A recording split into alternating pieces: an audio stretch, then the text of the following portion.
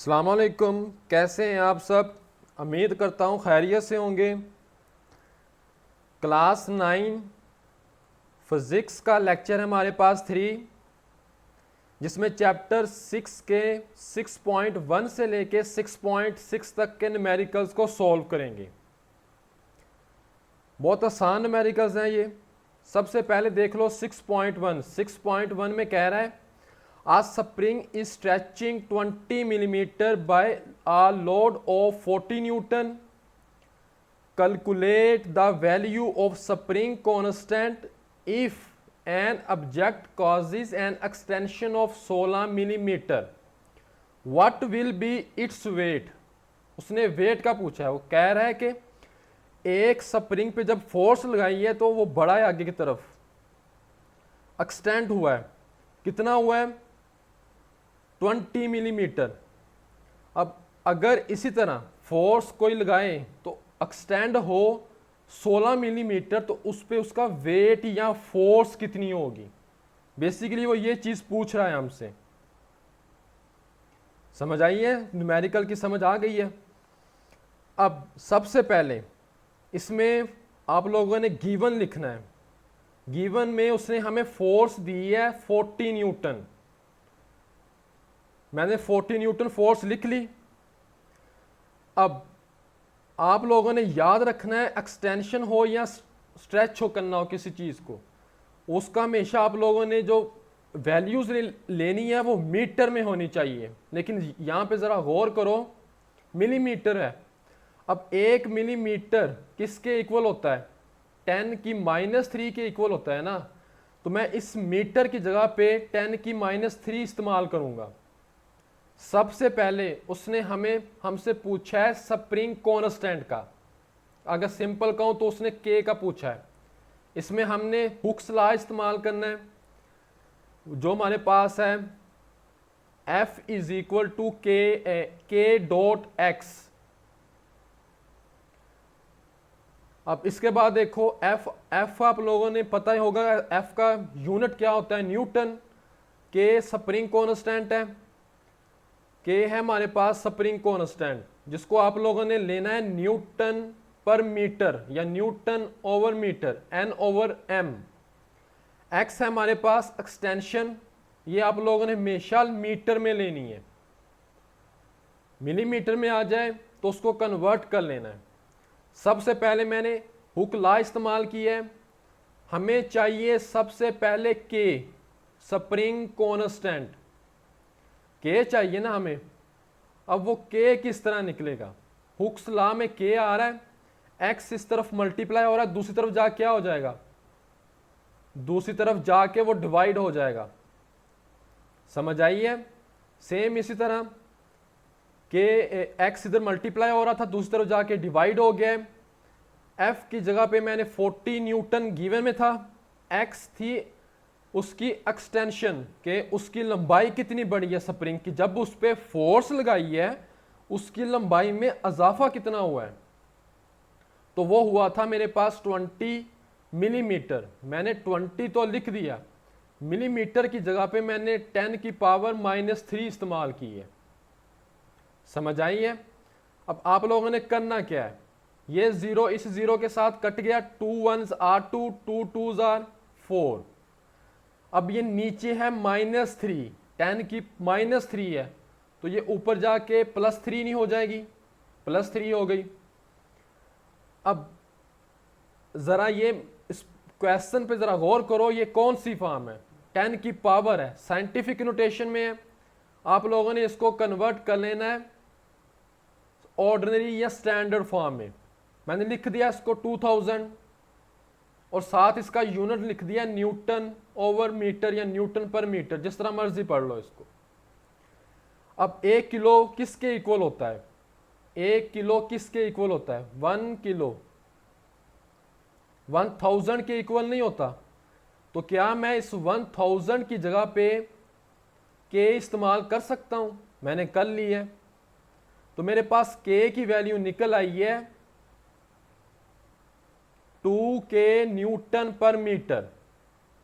समझ आ गया? लेकिन उसने पूछा है कि अगर कोई चीज स्प्रिंग को 16 मिलीमीटर तक खींचती है तो वजन या फोर्स कितनी होगी? उसमें आप लोगों ने सिंपल x कह देना है इसको, या x प्राइम भी कह सकते हो, इसको x प्राइम भी कह सकते हो। दो x इस्तेमाल हुए तो फर्क करने के लिए x प्राइम इस्तेमाल कर सकते हो, इसको प्राइम कह दिया।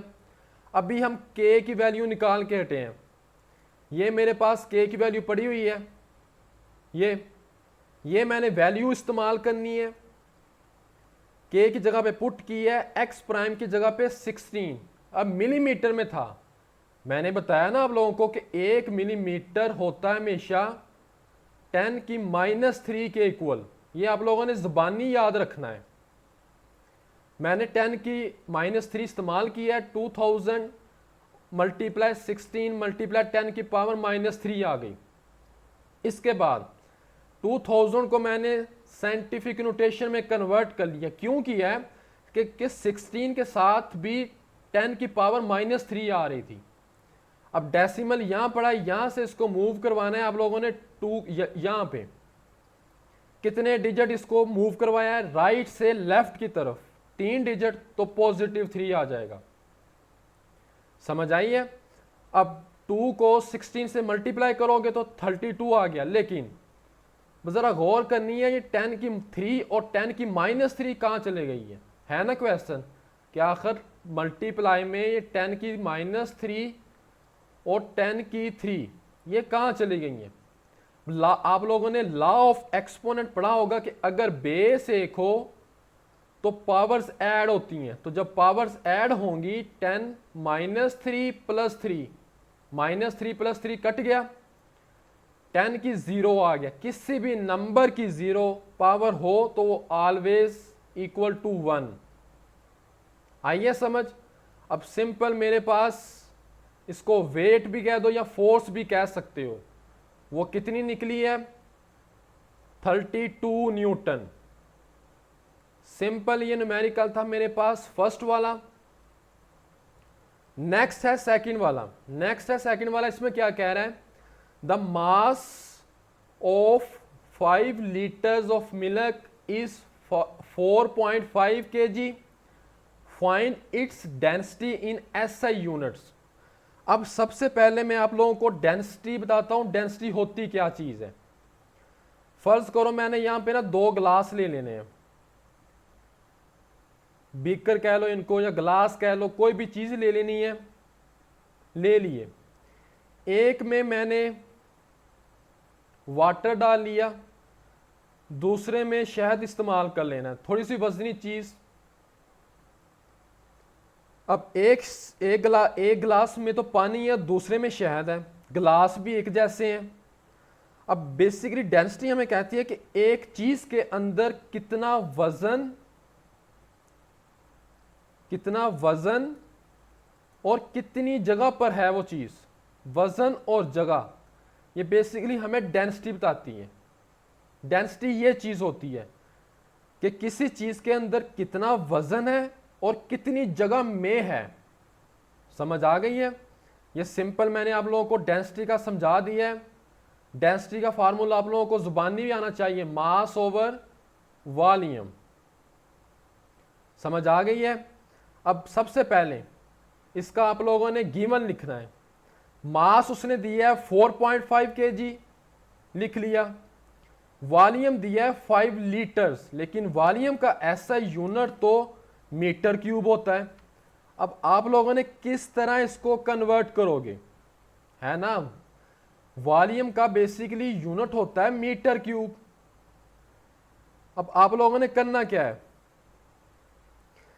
1 लीटर, मैं यहां समझाने लगा, इस चीज को जरा गौर करनी है, जुबानी याद भी रखना है। 1 लीटर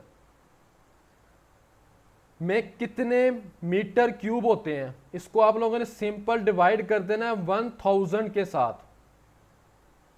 ये आ गया मीटर क्यूब। अब जरा गौर करनी है, नीचे 10 की पावर 3 बन रही है, लो 10 की पावर 3 बन गई। अब बेसिकली ये 10 की पावर 3 तो बन गई है। जब ये ऊपर जाएगी तो मैं इसको प्लस में है, ऊपर जाके माइनस नहीं हो जाएगी, 10 की पावर -3। तो 1 लीटर 10 की पावर -3 मीटर क्यूब के बराबर होता है। अब मीटर क्यूब में क्यों लेके आए हैं? क्योंकि वॉल्यूम का ऐसा यूनिट ही मीटर क्यूब होता है। ये आप लोगों ने याद रखना है। समझ आइए, मैं दोबारा बता देता हूं कि 1 लीटर में कितने मीटर क्यूब होते हैं। उसको सिंपल आप लोगों ने डिवाइड करवा देना है 1/1000 के साथ। अब बेसिकली 3 जीरो आ रहे थे तो 10 की पावर 3 लिख लेना है आप लोगों ने। अब नीचे है +3, ऊपर जाके हो जाएगा -3। समझ आइए, मैंने इसको इस्तेमाल करना है न्यूमेरिकल में, तो इसको भी कन्वर्ट करो आप लोग। मैं इसको रेज कर देता हूं। अब यहां लिखेंगे 5 × 10 की power -3 meter cube. Meter cube में इसलिए लेके आए हैं उसको क्योंकि वॉल्यूम का यूनिट ही मीटर क्यूब होता है। मास गिवन था, वॉल्यूम भी गिवन था, हमने सिंपल डेंसिटी निकालनी है। उस चीज की डेंसिटी निकालनी है। डेंसिटी का फार्मूला होता है मास ओवर वॉल्यूम। डेंसिटी को सिंपल, मैं यहां सिंबल लिखने लगा हूं, रॉ पढ़ते हैं उसको, ये इस तरह इससे रिप्रेजेंट करते हैं, और मास को स्मॉल m से और वॉल्यूम को v से। मैंने वैल्यूज पुट की हैं। 5.4 को 5 पे डिवाइड करोगे तो मेरे पास आ जाएगा 0.9। ये नीचे है 10 की पावर -3, ऊपर जाके +3 हो जाएगा। डेंसिटी का यूनिट होता है kg/मीटर क्यूब। अब ये किस तरह बनता है ना क्वेश्चन कि आखिर इसको लिखते किस तरह है।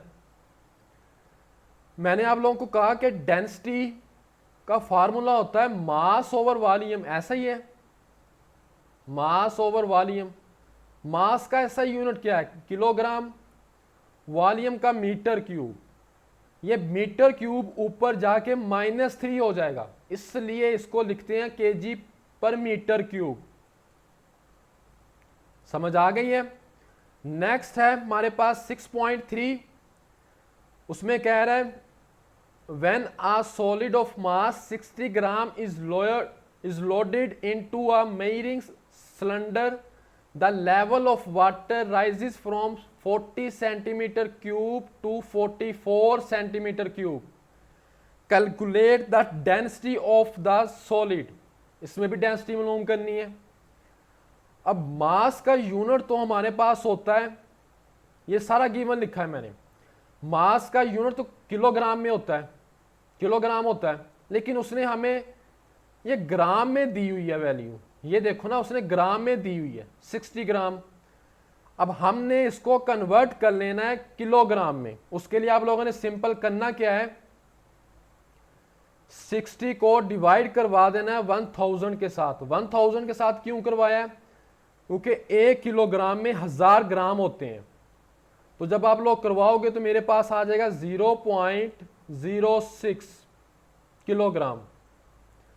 अब इनिशियल वाटर लेवल हमारे पास था 14 सेंटीमीटर क्यूब, फाइनल आया है 44। अब वॉल्यूम निकालना है, फाइनल में से इनिशियल को माइनस कर देना है, तो मेरे पास आ जाएगा 4 सेंटीमीटर क्यूब। अब फिर ये सेंटीमीटर क्यूब आ रहा है, लेकिन वॉल्यूम होता है मीटर क्यूब में। इसको फिर लेके आना।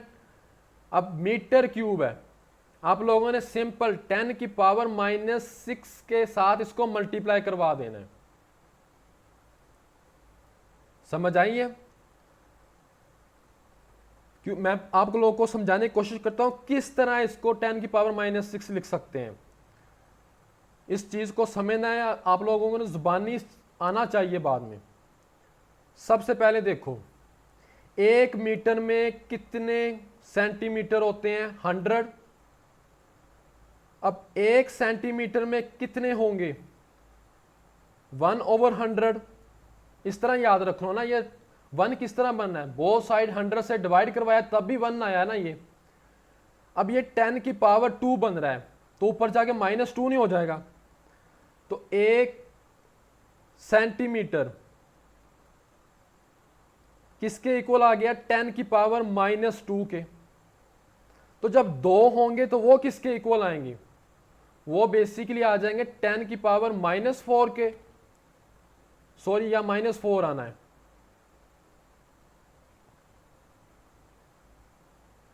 10 की पावर -4 के।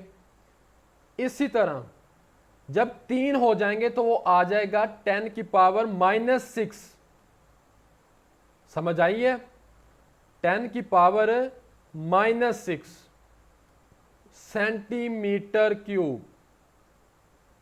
मैंने इस बेस पे कहा था कि 10 की पावर -6 लिखूंगा मैं इसको। समझ आ गई है? अगर आपको किसी न्यूमेरिकल की या पॉइंट की समझ नहीं आती तो बता देना है, मैं दोबारा वो चीज एक्सप्लेन कर दूंगा आप लोगों को। समझ आई है? नेक्स्ट देखो, तो मैं सेंटीमीटर क्यूब को सिंपल लिख नहीं सकता, 4 × 10 की पावर -6 मीटर क्यूब, क्योंकि वॉल्यूम का यूनिट ही मीटर क्यूब होता है। डेंसिटी मालूम करनी है, उसका फार्मूला होता है मेरे पास मास ओवर वॉल्यूम। मास की जगह पे मास की वैल्यू लिखोगे, वॉल्यूम की जगह पे वॉल्यूम। सिंपल कैलकुलेटर से डिवाइड करोगे तो मेरे पास आ जाएगा 0.015 × 10 की power 6 kilogram per metre cube.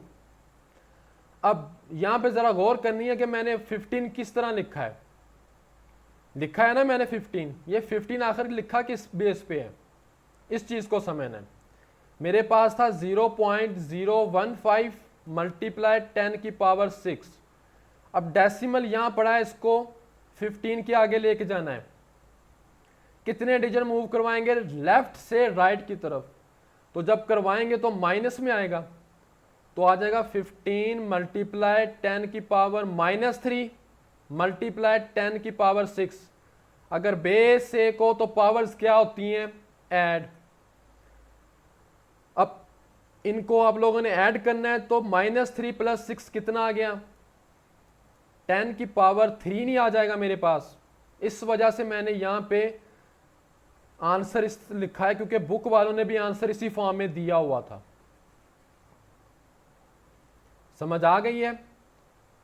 Detail से बता दिया आप लोगों को। नेक्स्ट है न्यूमेरिकल 4 6.4। अब ब्लॉक ऑफ डेंसिटी दी है उसने 8 × 10 की power 3 kilogram per metre cube. Volume है 60 centimetre cube. Find its mass, mass मालूम करना है। वही बार बार वही फार्मूला इस्तेमाल हो रहा है। डेंसिटी बराबर होती है मास ओवर वॉल्यूम, जिसको मैंने सिंपल रा के तौर पे भी लिखा है, वी लिखा है वॉल्यूम, डेंसिटी और वॉल्यूम। वॉल्यूम फिर उसने हमें मीटर सेंटीमीटर क्यूब में दे दिया है, फिर वही काम करना है। 60 × 10 की पावर -6 लिख देना है आप लोगों ने। समझ आई है? और साथ आ जाएगा मीटर क्यूब, क्योंकि वॉल्यूम का यूनिट ही मीटर क्यूब होता है। सिंपल मैंने फार्मूला लिखा है डेंसिटी का।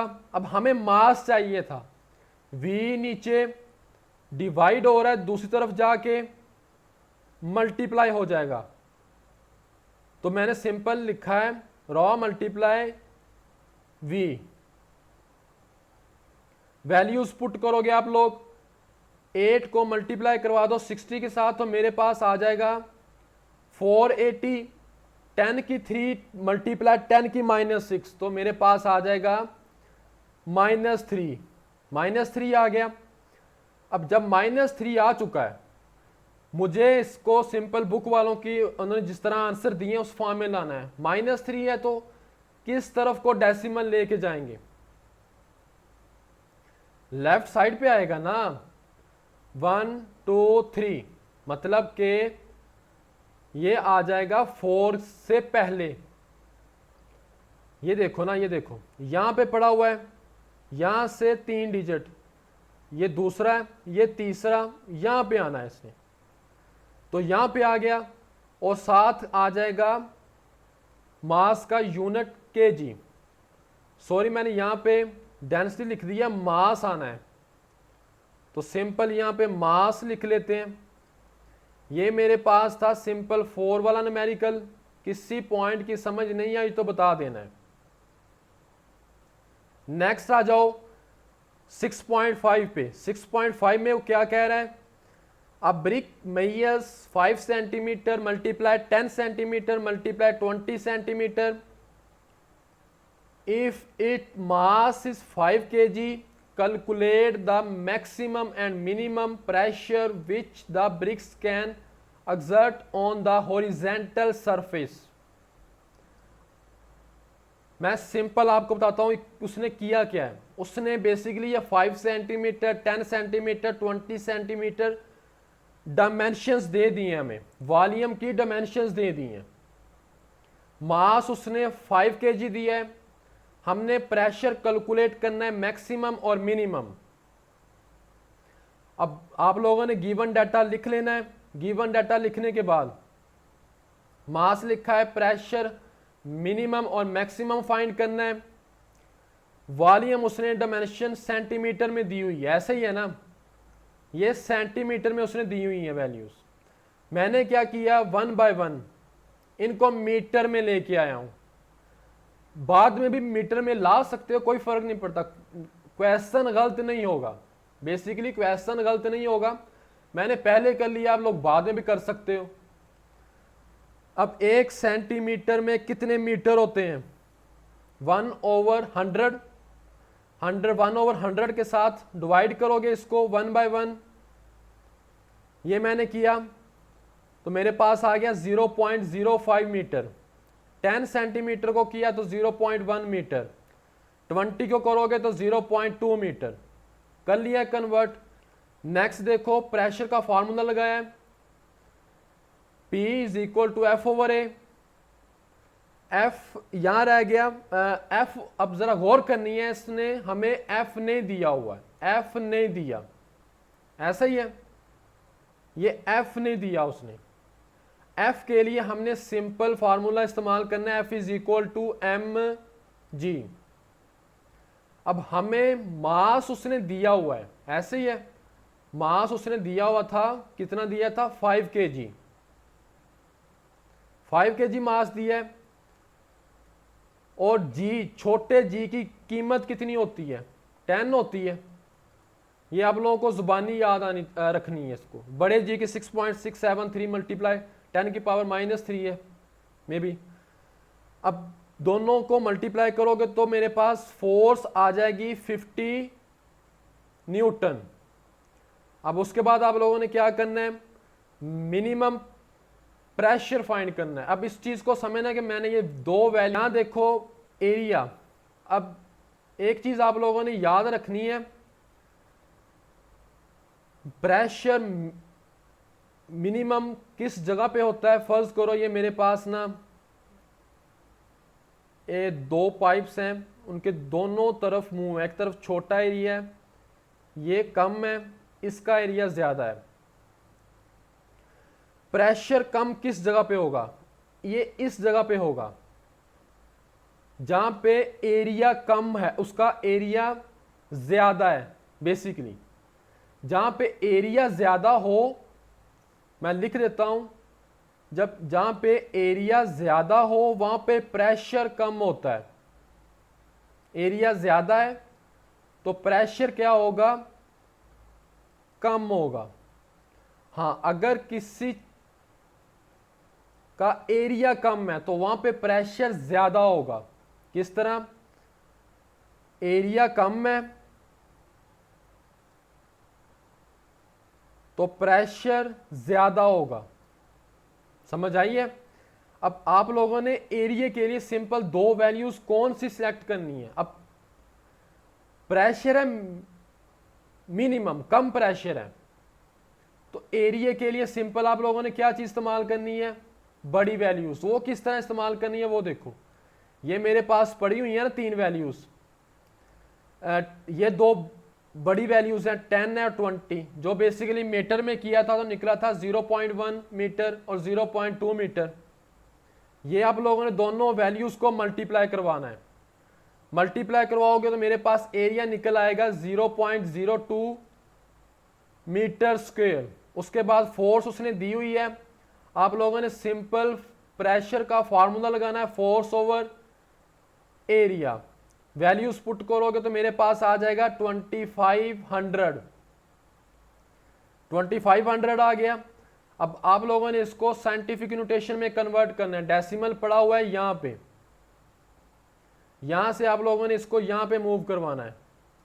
2 डिजिट गए तो 10 की पावर 2 आ गई। प्रेशर का यूनिट होता है पास्कल, समझ आई है। नेक्स्ट हमने मालूम करना था मैक्सिमम प्रेशर।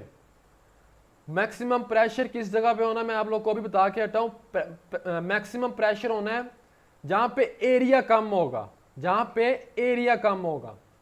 अब कम के लिए सिंपल छोटी वैल्यूज लेनी है 2, तो मेरे पास छोटी वैल्यूज हैं 5 सेंटीमीटर और है 10 सेंटीमीटर, जिसको मैंने कन्वर्ट कर लिया था मीटर में। 10 सेंटीमीटर को भी कन्वर्ट कर लिया था मीटर में और 5 सेंटीमीटर को, इन दोनों को आप लोगों ने मल्टीप्लाई करना है।